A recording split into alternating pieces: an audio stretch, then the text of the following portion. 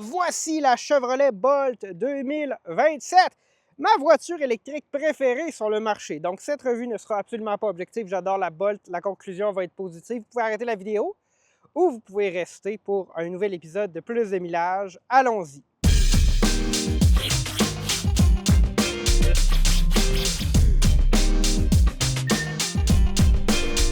Tel que je l'ai mentionné là, dans l'intro, la Bolt, c'est ma voiture électrique préférée. J'ai été extrêmement triste. J'ai pleuré pendant des mois quand GM a dit qu'il arrêtait de la faire. J'ai été heureux pendant des mois qu'ils ont dit qu'elle revenait. Puis après ça, j'ai attendu pendant vraiment longtemps. Finalement, la Bolt, elle est de retour en 2027. Elle est sous la forme de l'ancienne Bolt EUV. Donc, ce n'est pas la Bolt, mais c'est la Bolt EUV qui s'appelle juste Bolt. Maintenant, qu'est-ce qu'il y avait de différent entre la Bolt et la Bolt EUV? Bien, on a un véhicule qui est un peu plus long, mais en fait, ce qu'on gagne, c'est de l'espace pour les passagers à l'arrière principalement, plus que de l'espace et du volume de coffre. Je vais avoir une petite mention là, très positive d'ailleurs à ce niveau-là un peu plus tard. Sinon, au niveau de l'architecture, nous avons une batterie LFP, lithium, fer, phosphate dans la Bolt. C'est quelque chose qu'on savait depuis longtemps. Alexandre et moi, vous en avez parlé. 65 kWh cette batterie, 410 km d'autonomie environ, là, selon nos bons standards nord-américains. Donc, au niveau de l'autonomie, très similaire à avant. Qu'est-ce qui a changé? La vitesse de recharge. J'avais une Bolt, là, ça chargeait à 50 kW pendant pas bien longtemps, 50-55. Après ça, ça descendait à 38, puis on attendait. Ici, 150 kW de vitesse maximale de recharge avec là, environ 10 à 80 qui se fait en quelque chose comme 26 minutes dans les bonnes conditions. Donc vraiment, ça, c'était le talon d'Achille de la Bolt. Hein. C'était l'une des voitures électriques, là, pas des premières qui étaient arrivées sur le marché, mais qui avaient des performances de recharge qu'on associait à certains de ces premiers véhicules-là. Avec 150 kW, on entre dans le bal. Je pense que c'est relativement acceptable. Évidemment qu'on préfère un véhicule qui charge à 320 kW, qui nous rajoute 100 km d'autonomie en 4 minutes. Hein, on rentre faire pipi, on ressort, on a rajouté 150-200 km puis on est parti. C'est pas ça avec la Bolt, mais pour la plupart des gens, là, je pense que ça va répondre à leurs besoins. Donc, on a adressé certains de ces éléments-là. Il n'y a toujours pas de frunk à l'avant parce que GM ne met pas de frunk dans ses véhicules électriques pour la plupart, sauf les camionnettes et les gros VUS. Nous allons maintenant faire le tour de notre Bolt 2027. C'est un modèle RS, donc des jantes noires, des accents de noir un peu partout sur ce véhicule-là. Je trouve que ça lui donne un petit look un peu intéressant. Donc là, on a le petit badge RS à l'avant. Nous avons bien sûr ici un port de recharge NACS. La Bolt entre dans la modernité. On va entrer à l'intérieur. Vous allez voir, le véhicule va démarrer immédiatement. Donc ça, c'est quelque chose qu'on apprécie. Vous voyez, le véhicule est démarré. Je n'ai pas eu besoin d'appuyer sur un bouton poussoir ou quoi que ce soit. Un peu comme les modèles de Tesla. Puis il y a de plus en plus de manufacturiers qui font ça. Mais ça fait en sorte que c'est un des véhicules où on peut démarrer le plus rapidement. Regardez, là, on est juste embarqué dans le véhicule. On fait drive vraiment rapide.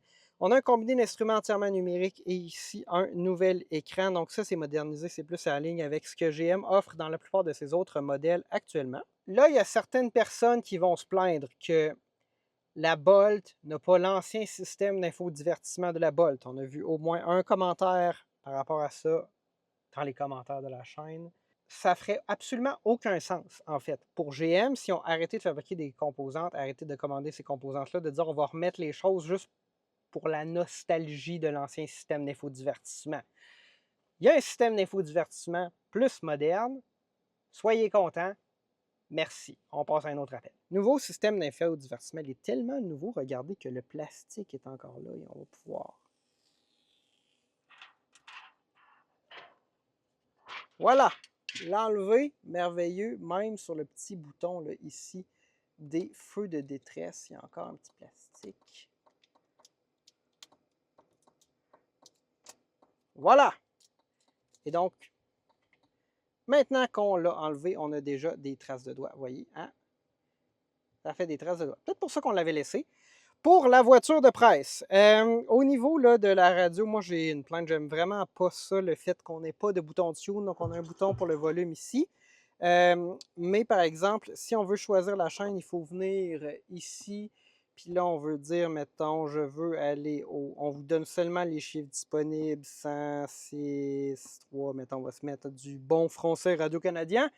Et voilà, c'est démarré. Ça a été un peu long, beaucoup plus long que d'avoir un bouton tune. Oui, je comprends qu'on a plus, moins comme c'est ici, là, mais ça gosse. Vous avez mis un bouton de volume, mettez un deuxième bouton, s'il vous plaît. Chez GM, au niveau ici de la ventilation, on va se mettre en automatique. Il fait extrêmement chaud.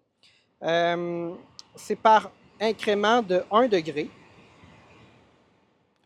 Donc, la ventilation est par incrément de 1 degré. Je trouve ça très désagréable. Moi, c'est 22,5 ma température.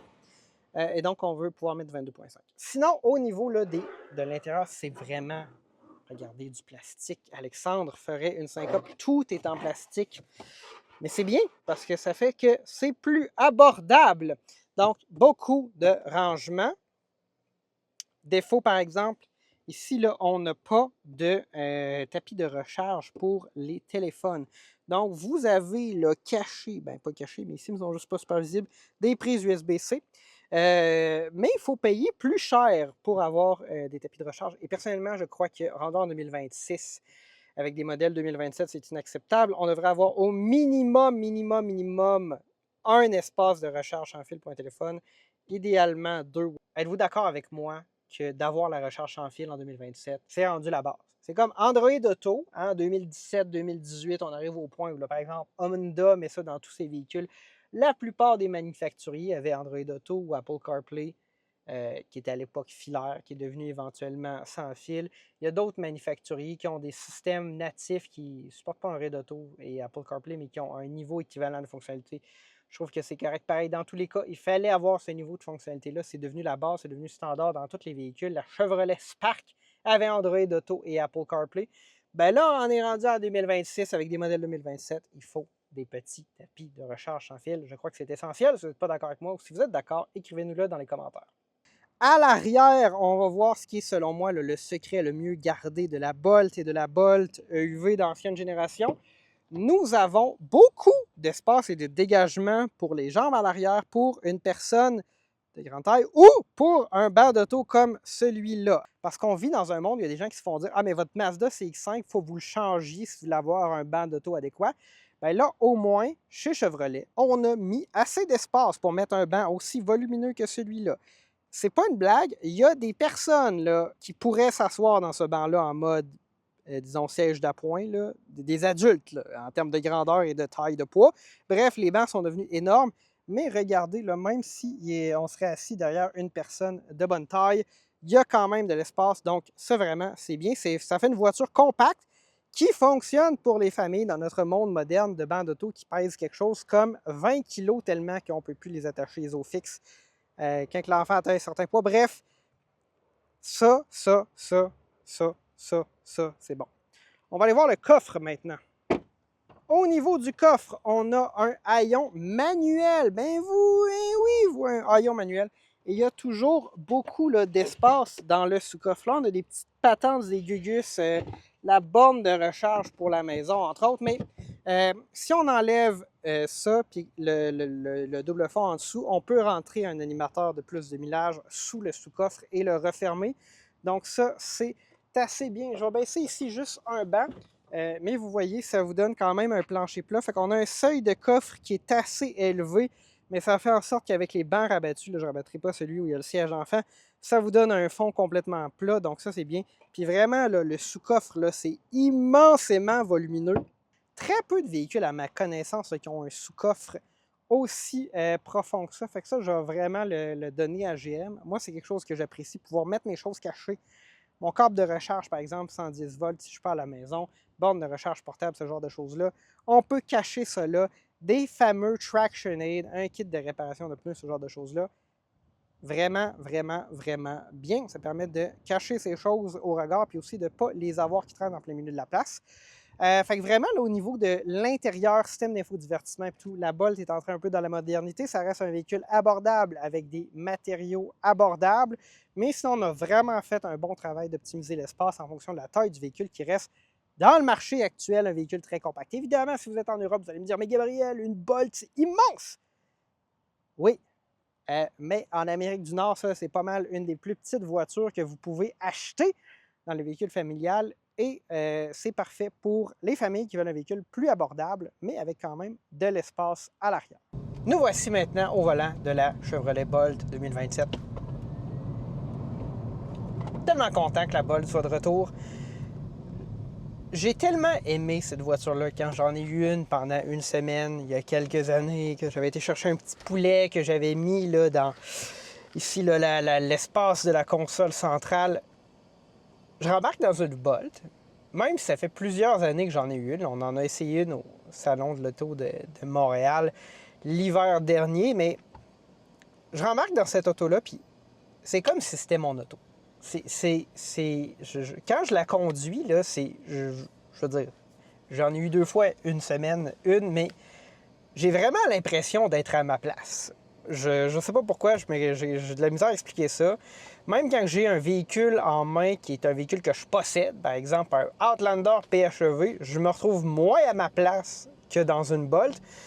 Donc ça, on va dire chapeau à GM. Est-ce que c'est juste ma perception ou c'est comme un véhicule qui, de par son design, de comment il se comporte, vient chercher un sentiment de familiarité chez plus de gens que juste moi? Je sais pas.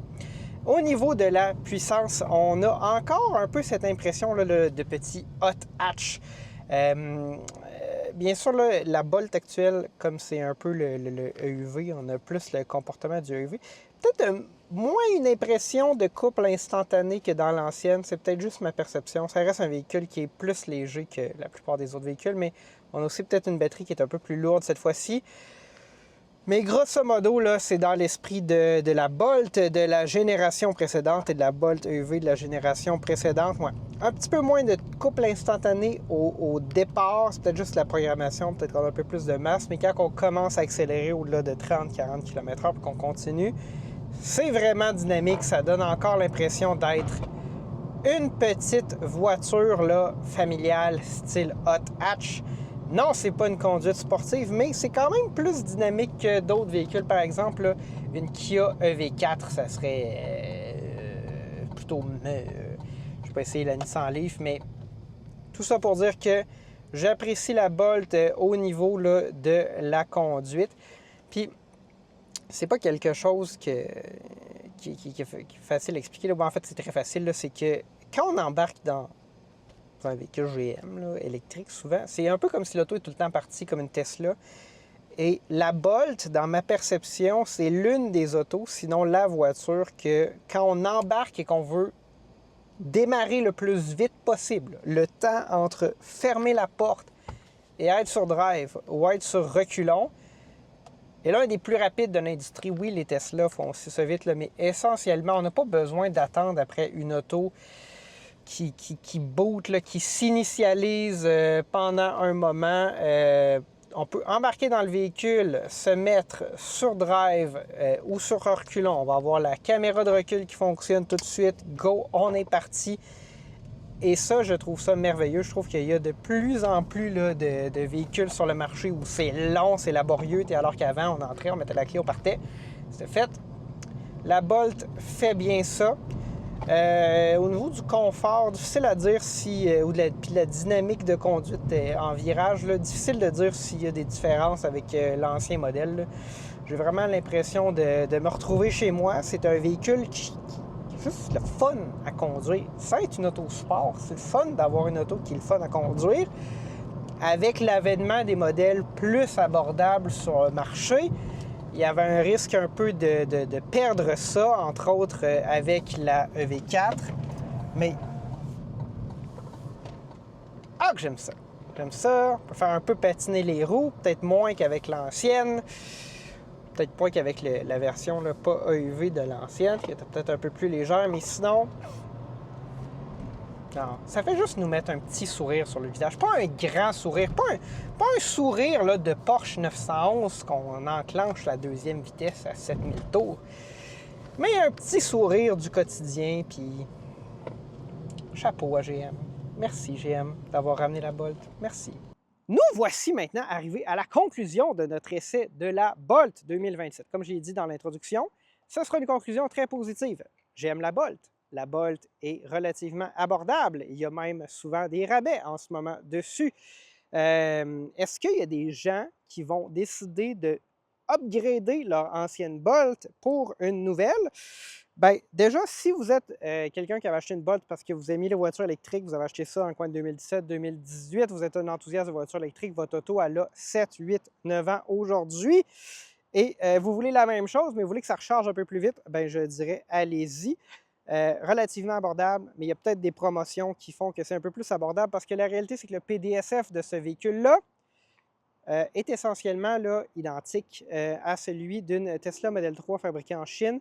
On a une distinction au niveau là, des incitatifs fédéraux qui s'appliquent à la Bolt, qui ne s'appliquent pas au Tesla Model 3, mais ça fait en sorte qu'on a quand même un peu plus là, de compétition dans le marché depuis que ce modèle-là en particulier est arrivé. Mettons que les véhicules abordables électriques, finalement, ont décidé d'être un peu plus abordables avec des incitatifs. Donc, ça, c'est un peu avantageux. Sinon, là, je pense qu'ils ont réglé les petits problèmes qu'on avait au niveau de la recharge rapide, la performance qui n'était pas optimale. On retrouve l'esprit de la Bolt, peut-être un petit peu moins là, de pep là, au départ sur la ligne qu'avant, un peu moins de patinage des pneus, que j'appréciais beaucoup en conduite dynamique. Mais sinon, c'est l'esprit de la Bolt. Si vous en aviez une puis vous en voulez une nouvelle, allez-y, posez-vous pas de questions. Sinon, si vous voulez un véhicule dans ces prix-là, avec une expérience peut-être un peu plus premium, Tesla Model 3, les modèles là, réguliers qui sont fabriqués en Chine et offerts actuellement, ça peut être intéressant, mais dans la réalité, en fonction des incitatifs et des rabais, la Tesla Model 3 est plus chère que la Bolt. Mais sinon, si vous voulez une Bolt, allez-y sans hésitation. C'est un véhicule que j'adore. Approuvé par Gabriel de Plus de Milan.